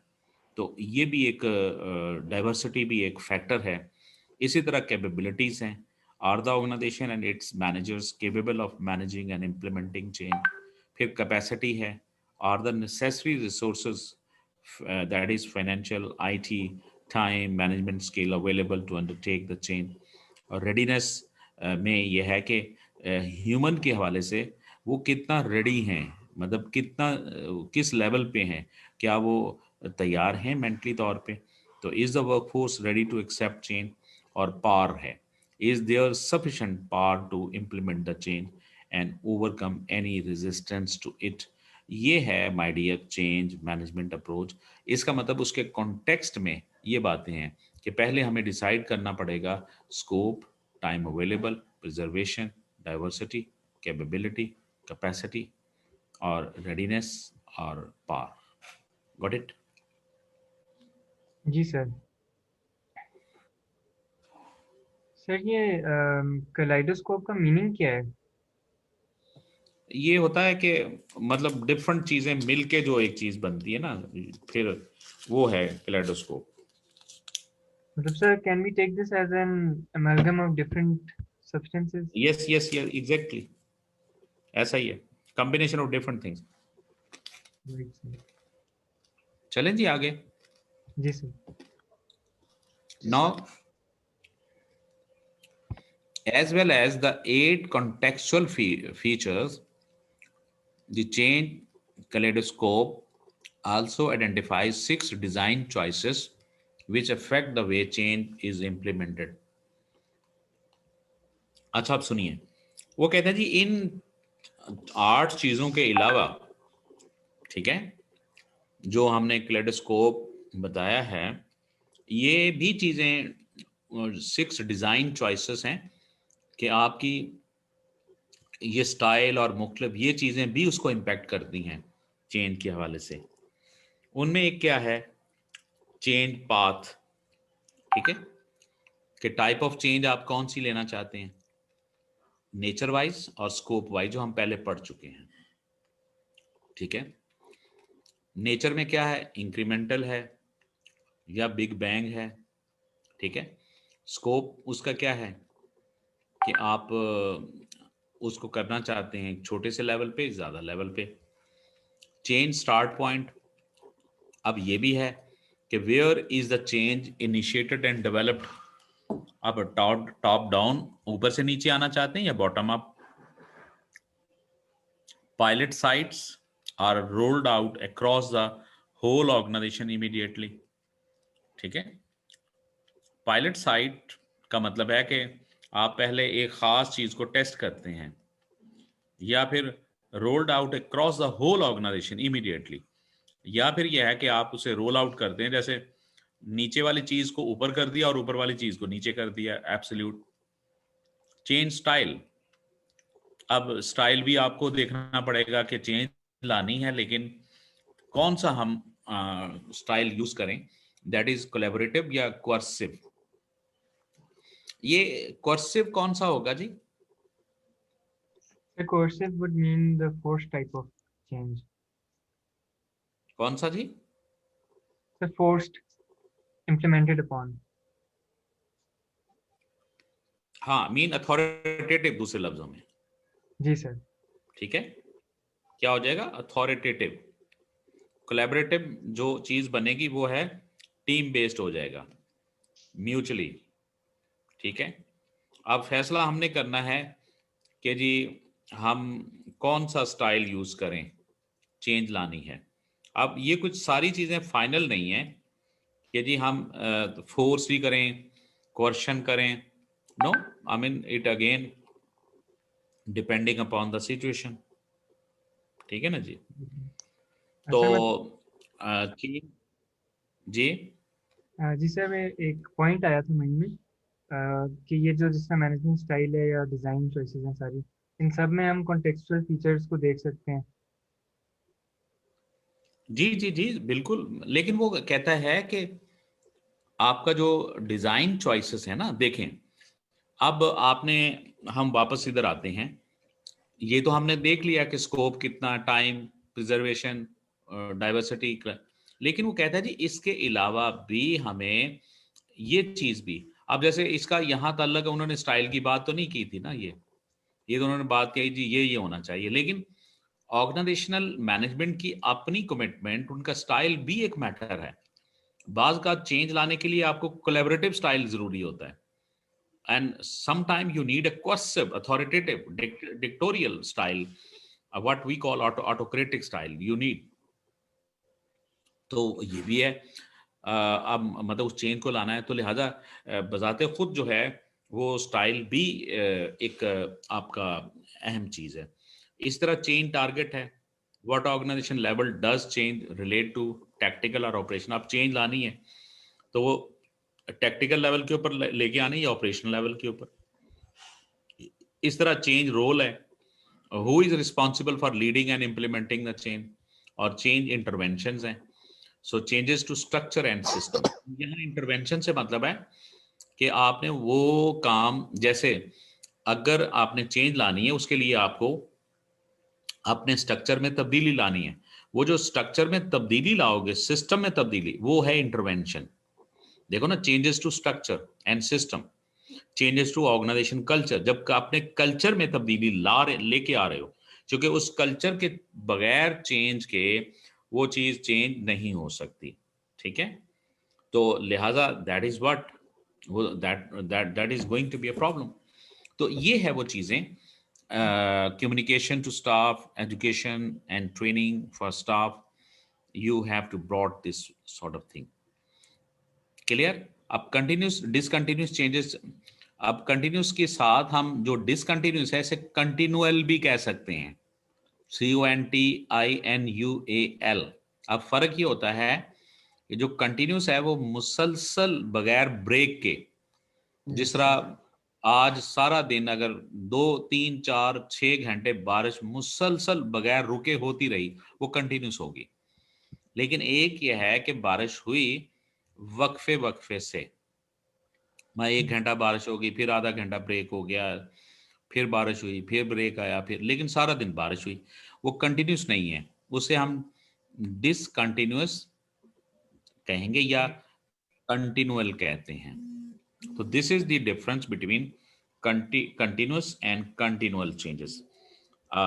Like now here is continuous में आप small scale incremental changes does not alter paradigm। देखा उसमें आपका पैराडाइम जो बेसिक को डॉक्ट्राइन है वो चेंज नहीं होता, लेकिन आप हल्की हल्की चेंज लेके आते हो, और अंडरलाइंग स्ट्रेटजी मिनिमाइजेस रेजिस्टेंस। लेकिन जो डिसकंटिन्यूस है वो radical changes in terms environmental operation can either be a sudden one of change or the result of series of incremental changes. Very significant in unfreeze process. अभी हमने आगे चल के unfreezing पढ़नी है, तो वहाँ हम बात करते हैं. Anyhow, changes आपकी continuous भी हो सकती है या discontinuous भी हो सकती है. सर इंक्रीमेंटल चेंजेस की कोई एग्जांपल? देखो, बात ये है कि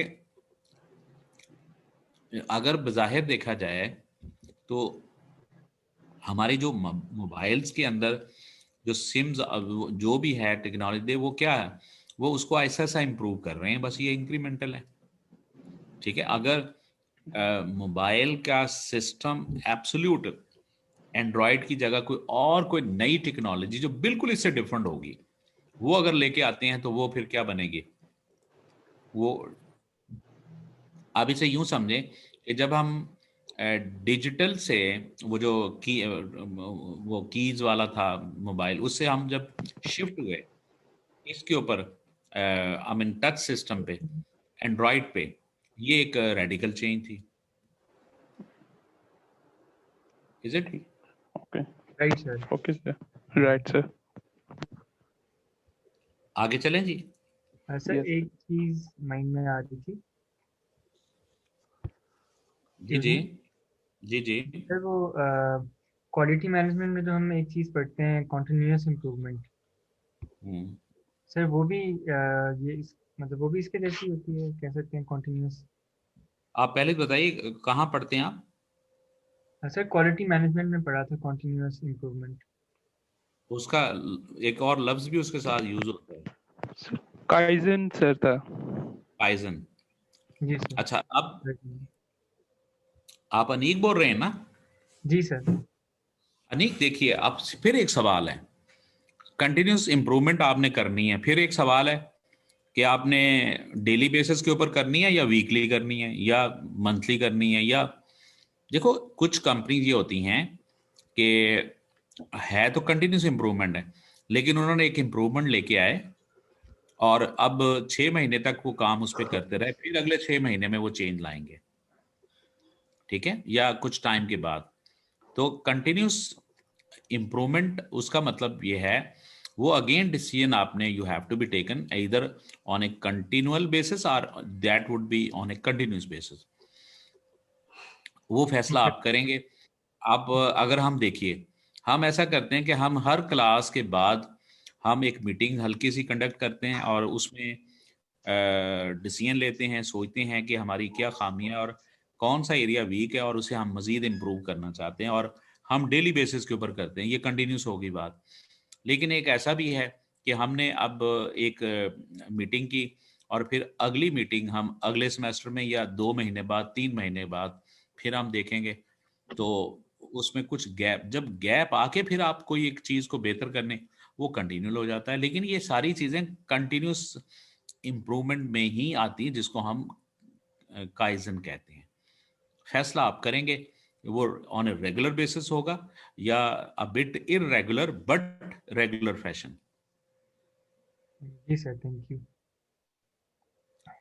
गॉट इट? जी सर.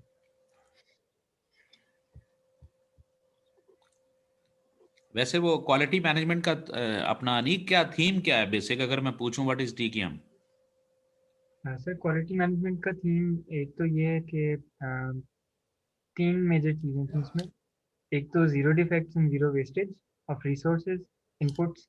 दूसरा this kaizen and continuous improvement in processes या प्रोडक्ट में वैल्यू एडेड. और तीसरा जो ये था तो वो staff. Philosophy. No no no no, देखो बात ये है कि आपने एक अपने जूनियर को बताना है जी टीकेएम इसको कहते हैं, क्या कहेंगे? सर जो ओवरऑल फिलॉसफी है इसकी. जी जी, मतलब इसको जरा, टीकेएम का मतलब टोटल क्वालिटी मैनेजमेंट. अब टोटल से क्या मतलब है? टोटल मीनिंग के वो पूरे कंपनी में, कंपनी वाइड या बिजनेस वाइड जो है वो उसको उसकी इम्प्लीमेंटेशन में इफेक्ट करे. हाँ जी, इसका मतलब है कि quality is the job of everyone vertically and horizontally, ठीक है। Quality is contributed at all level, top level, middle level, front line level and operational level, worker जहाँ पे होते हैं, and at all department horizontally. असल में quality क्या है? The benefit that a total benefit, the value you create and deliver to your ultimate customer, और वो जॉब हर एक का है भाई, ये टोटल क्वालिटी है। Got it? अब Right. क्वालिटी को बेहतर करना है तो आपको हर लेवल के ऊपर और हर वो चीज़ जिसमें जिट है, सिक्स सिग्मा है, QFD है, ठीक है ना, 5S है, तो क्वालिटी के अंदर आप कोई एक चीज़ नहीं कर रहे होते कि मैं ये कर लूँ तो क्वालिटी आ गई, ठीक है। आपने TKM के अंदर वही जो आप फीडबैक की बजाय फीड फॉरवर्ड की तरफ, कंकरेंट की तरफ जाओगे, वहाँ क्वालिटी कंट्रोल की बजाय क्वालिटी एश्योरेंस की तरफ जाते हो। Got it? तो बहर दैट इज द फिलोसफी। और उसमें हम बिलीव, बाकी जो आपने बातें की वो तो वो हैं कि जी हमें ये चीज़ करनी पड़ेगी। बाकी यह है कि वो कहते हैं जी TKM के अंदर कि there is no finish line in quality, और quality is the job of every person, every employee, and vertically and horizontally, simple. और क्वालिटी की डेफिनेशन क्या है अनीक? सर सिंपल सी। ये सर सिंपल ये कि the fitness for purpose, quality क्या of the मतलब? Fitness purpose. मतलब सर फॉर एग्जांपल अगर कस्टमर पॉइंट ऑफ व्यू से देखें तो हम्म, अब कोई प्रोडक्ट है तो हम्म, उसमें क्वालिटी तब होगी जब वो जिस पर्पस के लिए बनाया गया उसके लिए वो मतलब ठीक हो, उसमें फीचर्स पूरे हों जो कस्टमर चाहते हैं, और वो अपना काम उस प्रोडक्ट से मतलब उनको वैल्यू डिराइव हो, वो कोई हम्म। बेनिफिट उससे डिराइव कर सकें। सजाद, आप क्या कहते हैं? क्वालिटी की डेफिनेशन तो करें जरूर। सर डेफिनेशन क्वालिटी की तो कई है। एक तो हो सकती है कि एज प्लान, यानी कि बेंचमार्क के मुताबिक, जो बेंचमार्क रखा हो उसके मुताबिक प्रोडक्ट आ जाए। हम्म। और दूसरी बहरहाल कस्टमर के हवाले से भी हो सकती है, बाकी सब कस्टमर के छोड़ दें, मुताबिक। बाकी सब छोड़ दें। जो अभी बात कही ना ये बेंचमार्क, इसी को, इसकी simplest definition meeting the standard है। Anything you made according to standard is a quality. Okay sir. Sir excellence भी कह सकते हैं, द डिग्री ऑफ एक्सीलेंस अगर हो जाए। मतलब दैट्स व्हाट बेसिकली एक्सीलेंस है। क्या चीज आपका स्टैंडर्ड ही एक्सीलेंस होती है ना जी।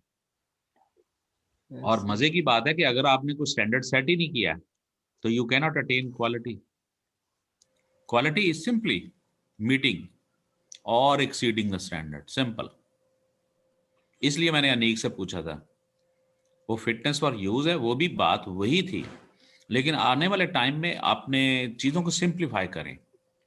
मीटिंग द स्टैंडर्ड, जो चीज़ आपने स्टैंडर्ड, आज की क्लास का टाइम हमारा 7:30 था, अगर 7:30 पे क्लास है been started, it mean we have achieve the quality. If the ICMAP has set the medium that to be used in English by any means, so then I think the teacher must have to deliver lectures in English, and if it is being done, it's a quality, because by doing so, the set standard have been achieved. It has been made compulsory even for the teacher as well as the student. So this is standard and that must have to be fulfilled. So once that any activity have been done as per the set benchmark or set standard, so वो चीज quality है, बस simple सी बात है। अब quality standard कहाँ से आने हैं, ये खैर एक अलग इशू है। अब अगर स्टैंडर्ड को आप डिफाइन करना चाहते हैं वो भी मैं कर देता हूँ, ठीक है। बस सिंपल, जो चीज स्टैंडर्ड को मीट कर गई वो क्वालिटी है। जी अब sir. standard might be from the customer point of view, from the employee's point of view, from the manufacturer point of view, from the market point of view, whatever the case. It may be local, it may be national, it may be even international culture, the standard. ठीक है। आप IAS कहते हैं, ISA कहते हैं, IFRS है, वो क्या है? वो सारे स्टैंडर्ड है, have been made and it is being followed everywhere throughout the world, ठीक है जी। Right sir. So that is simply. But once we talk, this is a holistic approach. TKM mean total quality. Quality mean in the prior पहले लोग समझते थे कि quality is generated in the production department. Now we have nullified this thing. वो कहते हैं जी quality is not being created at operation or production, rather at all level.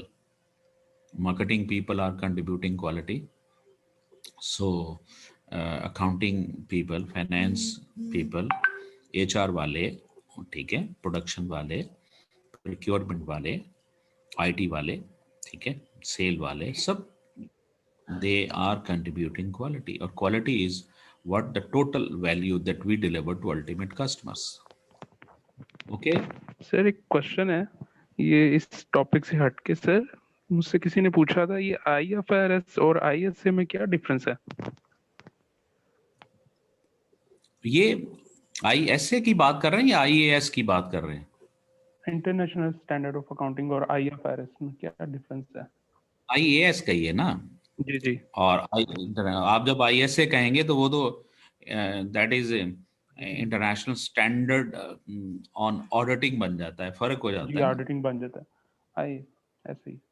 हाँ, तो ये अब पहले IAS थे, अब 2001-2-3 में अब IFRS बन गया, इंटरनेशनल फाइनेंशियल रिपोर्टिंग सिस्टम है।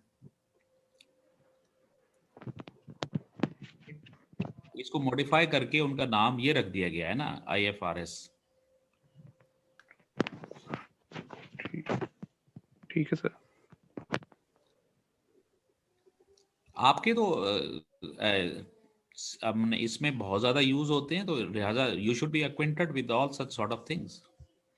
प्रॉब्लम मेरे ख्याल तो थोड़े से वो आती हैं थ्योरेटिकल बच्चों की base, I feel it not so smart one. अभी आप अकाउंटिंग कर रहे होंगे, लेकिन अकाउंटिंग में भी आप इतने स्मार्ट नहीं है होंगे, ठीक है सर? आप टीचर हैं, आपको ज्यादा आइडिया होगा। नहीं, उसकी वजह यह है कि हमारी जो एजुकेशन के अंदर टीचर्स क्लासेस के अंदर वो न्यूमेरिकल तो पढ़ाते हैं, ठीक है, न्यूमेरिकल के पीछे लॉजिक होती है, लॉजिक के बगैर पढ़ाया जाएगा तो वो रटा होगा, बस मुझे इतना पता है। और मैं यासीन जमाल रटा नहीं लगवाता बस। सर लेकिन प्रैक्टिकल तो इससे काफी डिफरेंट है जो हम पढ़ रहे हैं। कैसे?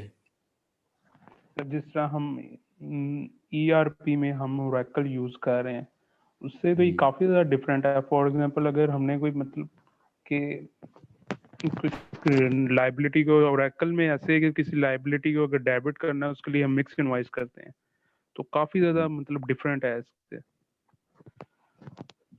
नहीं, डिफरेंट तो देखो, वो सिस्टम की प्रिसीजन हो सकती है, वो एक आपका बहरहाल मुझे आपके सवाल की समझ नहीं आई कि आप उसमें क्या करते हैं।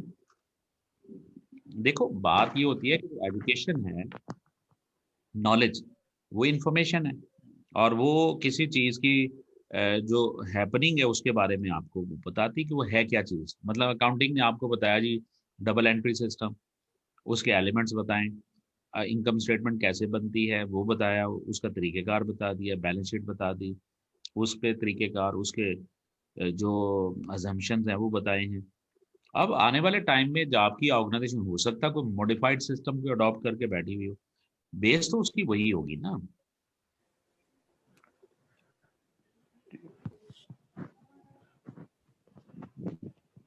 जी, now it's the top and bottom up chain में, ये टॉप डाउन है, ये बॉटम अप है जी।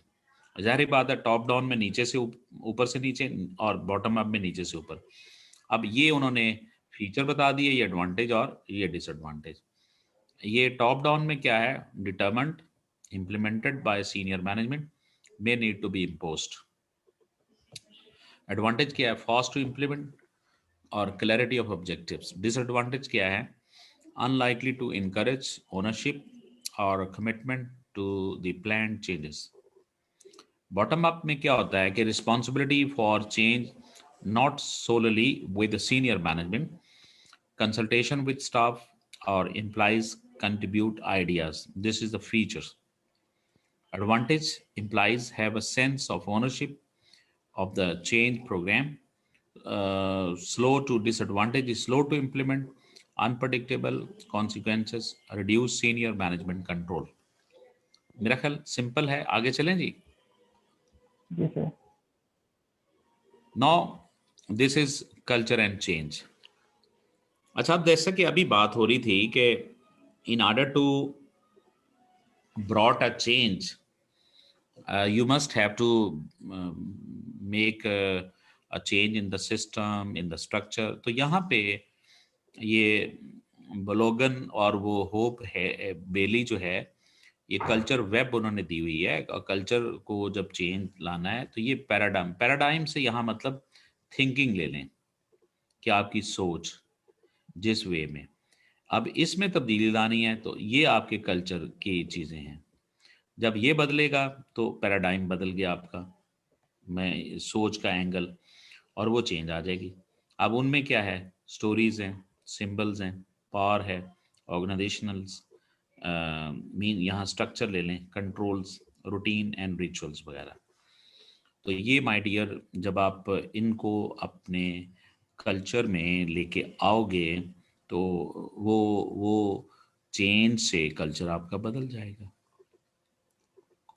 आगे चलें जी. अब इसी तरह सिंबल्स क्या चीज है? सॉरी सर सिंबल्स क्या चीज है, समझ नहीं आई. सिंबल्स स्टोरीज के आगे जी सर, ये आगे लिखा हुआ है ना, स्टोरीज के बेटा आगे. जी, आप सिंबल है ना जी, सिंबल वो साइंस हैं, शेप्स हैं मुख्तलिफ. जैसे अल्लामा इकबाल ईगल की बात करते हैं तो ईगल बेसिकली क्या है? एक सिंबल ही है ना जी. पाक आर्मी और वो एयरफोर्स के लोग जो हैं, देखा उनके ऑफिसेस के आगे अगर वो ईगल की पिक बनी हुई है तो वो क्या है? सिंबल्स हैं. अब सवाल है कि हम पाकिस्तान हमारे एशिया के अंदर हम ओल जो उल्लू है उसकी पिक क्यों नहीं लगाते? जबकि यूरोप वाले क्या कहते हैं? वो कहते हैं जी वो बड़ा ज़हीन है, हम उसे कुछ और मांगते हैं. ठीक है, हमारे यहाँ गाय की वो हैसियत नहीं है, लेकिन हिंदू साहब वो उसको किसी और तरीके से लेते हैं. तो गाय की जो शेप है, साइंस हैं, हम बहुत सारे साइंस यूज़ करते हैं, उसके मीनिंग है माय डियर. तो ये सिंबल्स हैं. आपका कल्चर जो होता है वो इन बेसिस के ऊपर आपके बिलीव्स बनते हैं, सिंबल्स हम यूज़ करते हैं. ठीक है, इवन हमारा जो पाकिस्तान का झंडा वो भी एक सिंबल ही है ना, बेसिकली है तो कागज कपड़ा ही है. अगर वही वैसे वाइट कलर के साथ ग्रीन कपड़ा वैसे ही हो तो हम नहीं, हम लेकिन वाइट और ग्रीन उस तरीके से बना हुआ तो हम उसके लिए जान देने के लिए भी तैयार होते हैं. बेसिकली फ्लैग क्या है? It's a symbol which is representing to your country, and that's why I think the army men and the countrymen are trying to protect, और उसके लिए जान देने के लिए तैयार हैं. अब how much you have a believe on your symbols. ठीक है, अब सऊदियन कोई होगा तो वो तलवार वगैरह की कोई शेप बनाते हैं. ठीक है, मतलब तो लोगों ने अपने अपने साइंस सिंबल, और ये that is representing two your culture. Okay. अच्छा, इसी तरह ये मैकिन्जे का 7S मॉडल है. 7S में because all these 7s are started from S, so that's why this is called 7S model. अब वो चेंज के लिए कल्चर एंड चेंज लाने के लिए उसने कहा जी कि हम यहाँ से शुरू कर लेते हैं. ये strategy, skills, structure, shared value, staff, style और सिस्टम. अब ये लाइन जो है ना, असल में ये वो शो करती हैं कि देखें, स्ट्रैटेजी कल्चर स्ट्रक्चर को, और structure strategy, strategy system, system strategy, strategy shared value, और शेयर्ड वैल्यू इसको, इसी तरह शेयर्ड वैल्यू स्किल्स को, स्किल इसको. हर चीज एक दूसरे को इंटरेक्ट कर रही है. इसको उन्होंने 7S मॉडल नाम दिया है. ठीक है, तो लाइक अब वो इसको हम चेंज करेंगे तो नेचुरली बात हमारा कल्चर चेंज. जैसे आपका स्टाइल, स्टाइल अब कौन सा है? कोलैबोरेटिव है, कोर्सिव है, सिस्टम कौन सा ओपन एंडेड है, क्लोज है, स्टाफ आपकी स्टाफिंग, शेयर्ड वैल्यूज, बिलीव्स ने क्या है, स्ट्रक्चर कैसा है। तो ये है। अब show culture aspect to be considered when managing change. Sorry. तो cultural incompatibility is a key reason where mergers acquisition fail. अब कल्चरल इनकम्पैटिबिलिटी का मतलब यह है कि जब कोई मर्जर्स हम करने जाते हैं तो मर्जर्स के फेल होने की वजह कल्चरल रीजंस हैं, क्योंकि दोनों कंपनीज के जो एम्प्लॉइज हैं उनका कल्चर आपस में मिलता नहीं होता। ये उसी तरह के जिस तरह दो नेशंस आपस में या दो प्रोविंस के लोगों का कल्चर डिफरेंट हो तो उनमें एडजस्टमेंट ज़रा मुश्किल हो जाती है। तो इसी तरह अब शोज़, ये अब वो जो शोज़ कर रहे हैं वो कहते हैं ये link between organisation behaviour and behaviour of individual और change effects both organisation as a whole and individual people and functions within it. ठीक है जी। तो दिस इज द लाइक। अच्छा ये बताइए, कल की कुछ एक्टिविटी का आप लोगों को हेड ऑफिस वालों ने कुछ बताया है कि कल एक वो है कोई कल 4 से 5 बजे का कुछ इंफॉर्मेशन दी है आप लोगों को कोई? No sir. No sir. नहीं, वो फैकल्टी मीट फैकल्टी के नाम से कोई? सर वो फिर सुबह ही बताएंगे हमें। वो ऐसा है, बहरहाल आप लोग स्ट्रेटेजिक लेवल के ही है ना? जी जी सर। सर। Yes sir. हाँ, तो वो स्ट्रेटेजिक लेवल पे आपकी मीटिंग विद योर टीचर, उनमें मैं हूँ, डॉक्टर जीशान साहब हैं और ठाकुर साहब हैं। जी सर, ये मिली है। हाँ, तो यही तो आप, तो उसमें आपने यासीन जमाल का नहीं लिखा हुआ देखा?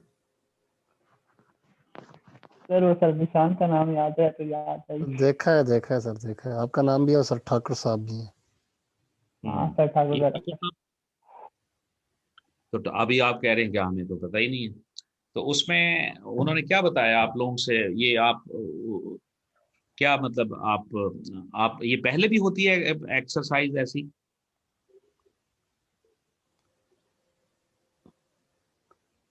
सर पहले प्लीज। का तो पता नहीं सर। वैसे में हमें फेसबुक पे लाइव वगैरह होते थे, वो लड़के वगैरह क्वेश्चन वगैरह करते थे ना, शायद ये भी उसी तरह का ही कुछ हो। नहीं, होना ऐसे ही है कि आप लोगों के कोई क्वेरीज हैं, क्वेश्चंस हैं, ठीक है, related to exam, related to paper, related to वो, मेरा ख्याल आप लोग तो हम तीनों लोग ऑनलाइन होंगे और स्टूडेंट मेरा ख्याल क्वेश्चन अपने करेंगे, जो मैनेजमेंट के लोग हैं वो फिर हमें बात पूछेंगे। शायद ऐसा ही होगा सर। जी सर। ऐसा है। हाँ 4 से 5 है। 4 to 5। तो आप लोग कीनली इसमें पार्टिसिपेट करते हैं आप लोग? नहीं सर। नहीं सर। नहीं। सर कुछ लड़के करते हैं, जैसे कि कोई फ्री हो, कोई लोग होते हैं ड्यूटी पे होते हैं, कोई क्या कोई क्या। अच्छा अच्छा अच्छा। नहीं मतलब ये एक्टिविटी कभी आपने पार्टिसिपेट किया है सजाद, आपने? नहीं सर, मैंने अभी तक तो नहीं किया, कल देख लेंगे सर। अनीक, आपने सर कभी? एक बार किया था जब सीबी। जी। सर एक बार किया था जब रिटर्न से सीबी हुए थे एग्जाम। तो आपने क्या क्या क्वेरीज की थी? सर वो एक किस तरह होगा पेपर, किस तरह आएगा, ये सारा कुछ ना। ठीक है, सीबी के एमसीक्यूज किस तरह कितने आएंगे और किस तरीके से होंगे, मतलब इस तरीके के क्वेश्चन किए थे। अच्छा ठीक है। अच्छा जी, okay, thank you. Now this is the Lewin 3 stage ice cube model. ये मेरा ख्याल है हमने जितने भी मॉडल पढ़े हैं ना जी, ये सबसे अहम मॉडल है। और according to this ice cube model, so there are 3 stages.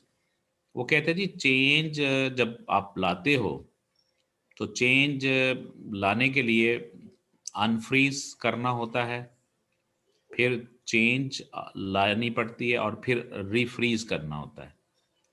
ठीक है, और ये जो हम रिफ्रीज कर लेते हैं, जो चेंज आनी होती है वो लाके फिर उसको एक्सेप्ट कर लेते हैं, फिर वो चलती रहती है जब तक अगली चेंज, चूंकि जब आप अगली चेंज लाओगे तो फिर हम वापस इधर आ जाएंगे किस्म के, चूंकि इसको रीफ्रीज को क्या करना होगा, अनफ्रीज, फिर चेंज और फिर रीफ्रीज।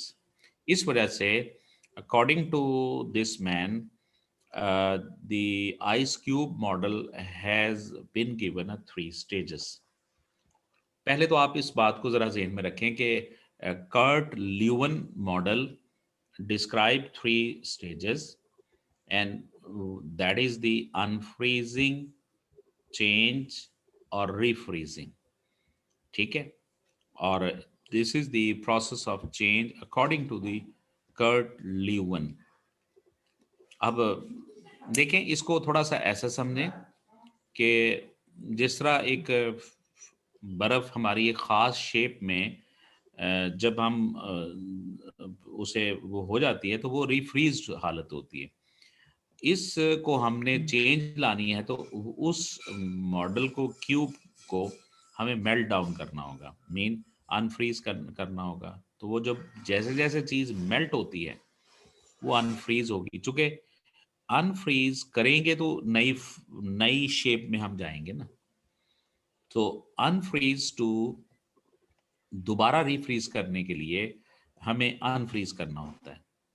तो चेंज भी वो कहता है इसी तरह ही आती है कि फर्स्ट ऑफ ऑल जो हमारे सिस्टम में चीज़ें चल रही होती हैं वो परमानेंट हो चुकी होती हैं, लोग उसी तरीके के मुताबिक कर रहे होते हैं। तो हमें पहले उन चीज़ों को वॉश आउट करना है, उसे मेल्ट डाउन करना है। तो जब वो ऐसा, और ये भी प्रोसेस यकदम नहीं होता, इट टेकिंग टाइम, अनफ्रीज करेंगे और फिर उसमें चेंज आती हैं और फिर रीफ्रीज हो जाएंगी। This is the basic theme है। मेरा ख्याल अब इसको हम आई थिंक कल अगर हम शुरू कर लें तो ज़्यादा बेहतर रहेगा। ठीक है, यस सर। कल हम इंशाल्लाह इसको ना करते हैं। हाँ जी, अभी आप लोग कोई डिस्कशन करना चाहें तो प्लीज़। सर कल का ये सेशन जो आप बता रहे थे ये जूम पे ही होगा? सॉरी सर कल आप बता रहे हैं 4 to 5 सेशन होगा, जी जी, वो ये जूम पे ही होगा? हाँ जी हाँ जी, वो उसका लिंक आपको भिजवाएंगे, हमें भी भिजवाएंगे वो लिंक, और वो उस लिंक के ज़रिए से हम कनेक्ट होंगे। सर अगर फिर आपको आए तो व्हाट्सएप में ही शेयर कर दीजिएगा ग्रुप में। चलो ठीक है, ठीक है। बाकी आप दोस्तों को बताएं, इसको ज़रा पार्टिसिपेट करें और एक नॉइज़ लेवल क्रिएट करें, उससे ज़रा ये होता है कि चीज़ें बेहतर होती हैं।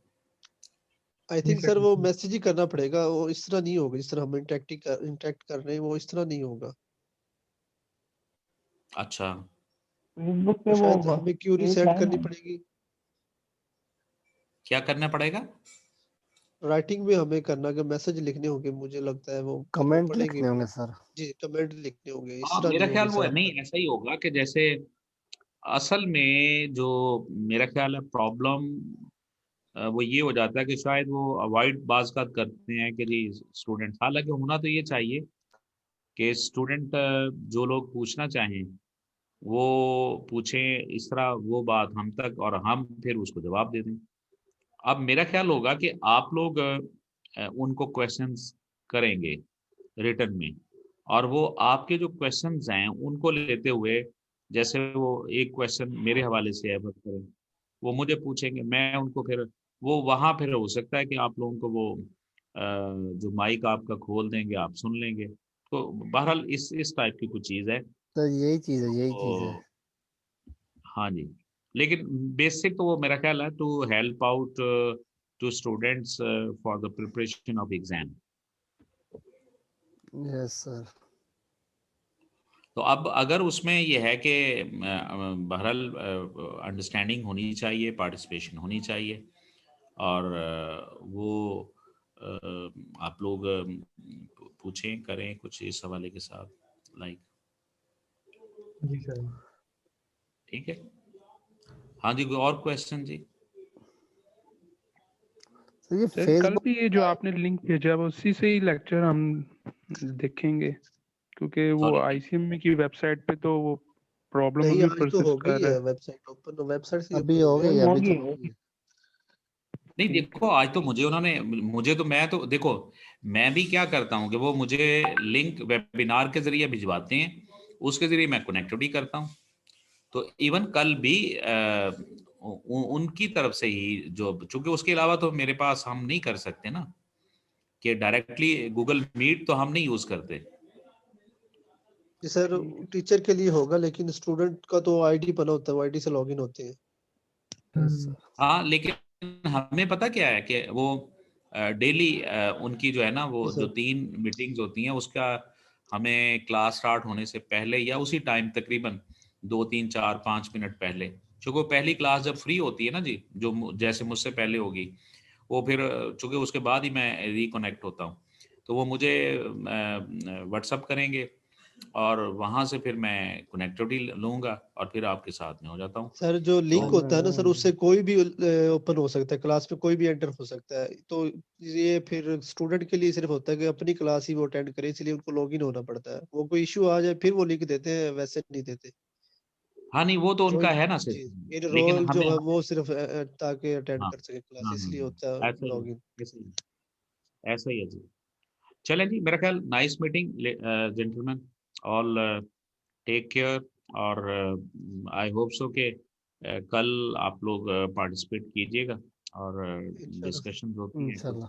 क्लियर हो गए, और इंशाल्लाह tomorrow will be starting from the Lewin's 3 stage ice cube बस। मॉडल्स हम स्टार्ट करेंगे।